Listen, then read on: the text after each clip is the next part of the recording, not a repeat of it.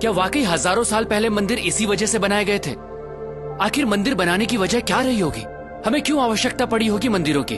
क्यों हमारे इतिहास में ऐसे ऐसे मंदिर बनाए गए जिन्हें बनाने में दशकों लग गए थे? दोस्तों, डिवाइन पावर को और इंटेंसिफाई रूप में पाने के लिए मंदिर बनाए गए। इसे यूं समझिए, जिस तरह साउंड वेव्स को कैच करने के लिए सेलफोन चाहिए, ठीक उसी तरह डिवाइन पावर को उसकी नेचुरल इंटेंसिटी में कैच करने के लिए चाहिए एक पावरफुल टूल, जो है मंदिर। एक तरह से यूं समझिए, कॉस्मिक कनेक्शन के लिए बनाए गए पावरफुल टूल है मंदिर।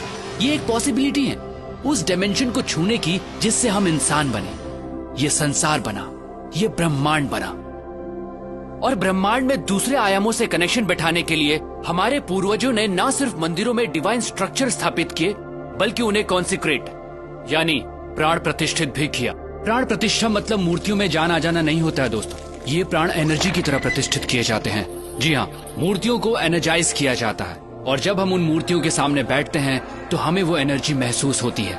हमें परेशानी का हल मिलता है, हमारा दुख दूर होता है और हम खुद को भगवान से जोड़ते हैं। ये सिर्फ उन डिवाइन एनर्जीज की वजह से होता है दोस्तों। ये एनर्जी आपका सिस्टम जब कैच करता है तो आपकी एनर्जी बॉडी अलाइंड होती है और आप पॉजिटिव फील करते हैं। जैसे हमें अलग अलग लोगों से पॉजिटिव और नेगेटिव वाइब्स मिलती हैं। देखिए दोस्तों, एनर्जी जो है वो आपके थॉट प्रोसेस से ड्राइव होती है और सामने वाला वही महसूस करता है। ठीक उसी तरह जब हम प्राचीन मंदिरों में जाते हैं तो हमें वहाँ की पॉजिटिव वाइब्स महसूस होती है। अगर आप अपनी एनर्जी के प्रति सेंसिटिव होंगे तो आप ये जरूर महसूस कर पाएंगे। कई मंदिरों की एनर्जी ऐसी होती है कि आप अपने आंसू नहीं रोक पाते, आप इमोशनल हो जाते हैं। हो सकता है आप गिल्ट महसूस करें उस काम के लिए जो आपको गलत लगता है। ऐसी जगह आपको मेल्ट करती हैं, आपको लाइट करती हैं, आपको हल्कापन महसूस कराती हैं। दोस्तों, प्राचीन मंदिर ऐसे एनर्जी सेंटर्स थे जो इंसान की डीप ट्रांसफॉर्मेशन के लिए बनाए गए थे। तभी तो मंदिरों में जाने से पहले नहाया जाता था, ताकि आपकी बॉडी उस एनर्जी के लिए और रिसेप्टिव बने। मंदिर कॉस्मोस के साथ अपना कनेक्शन बैठाने की जगह के तौर पर बने थे, जहां आंख बंद करके ब्रह्मांड के आयामों से जुड़ा जाता था। तभी तो आज भी जब हम मंदिर जाते हैं तो कुछ देर आंख बंद करके जरूर बैठते हैं। आप इस दुनिया में कब आए, कब जाएंगे, क्या खाते हैं, क्या कमाते हैं, इससे कोई फर्क नहीं पड़ता। आपको जीवन में कभी न कभी सोर्स ऑफ क्रिएशन से जुड़ने की जरूरत जरूर महसूस होगी। आप उस एनर्जी को महसूस करना चाहेंगे जिससे आप बने हैं। मंदिर उस मार्ग का द्वार है। हम ये नहीं कहते कि सिर्फ मंदिर जाकर ये संभव है दोस्तों। अगर आपके घर में मंदिर जैसा एनवायरनमेंट है, कॉन्सिक्रेटेड मूर्ति है, तो आप कॉस्मोस के साथ अपने कनेक्शन को और स्ट्रॉन्ग कर सकते हैं। हमें जितना हो सके इस एनर्जी के पास रहना चाहिए, प्राण प्रतिष्ठित स्थानों पर जाना चाहिए। खासकर 14 साल से कम उम्र वाले बच्चे अगर कॉन्सिक्रेटेड स्पेसेस पर रेगुलरली जाते हैं तो उनकी एडोलेसेंस प्रॉब्लम्स बहुत हद तक अपने आप रिजॉल्व हो जाती हैं।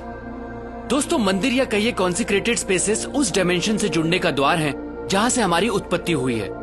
ये एक तरह की टेक्नोलॉजी है जिससे हमारा एनर्जी सिस्टम ऐसे अलाइंड होता है कि हमारा जीवन को देखने का नजरिया ही बदल जाता है। तो अगली बार जब भी किसी मंदिर में जाएं तो वहां की प्राण प्रतिष्ठित मूर्ति और उस कॉन्सिक्रेटेड स्पेस की एनर्जी को अपनी एनर्जी सिस्टम से एक होता जरूर महसूस कीजिएगा।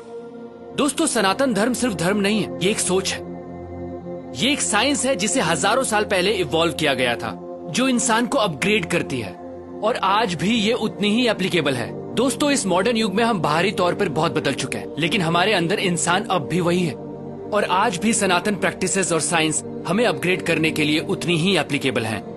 सनातन सोच के माध्यम से मैं ऐसी ही चीजें, ऐसी ही साइंस आप तक पहुंचाता रहूंगा। दोस्तों, अगर आपके दिमाग में भी ऐसी ही कुछ प्रैक्टिसेस हैं, साइंस हैं, तो आप मुझसे जरूर शेयर कीजिएगा, क्योंकि हमें लगता है इस वक्त वर्तमान में सनातन सोच की आवश्यकता है, क्योंकि यही हमारा भूत है और यही हमारा भविष्य। प्रणाम।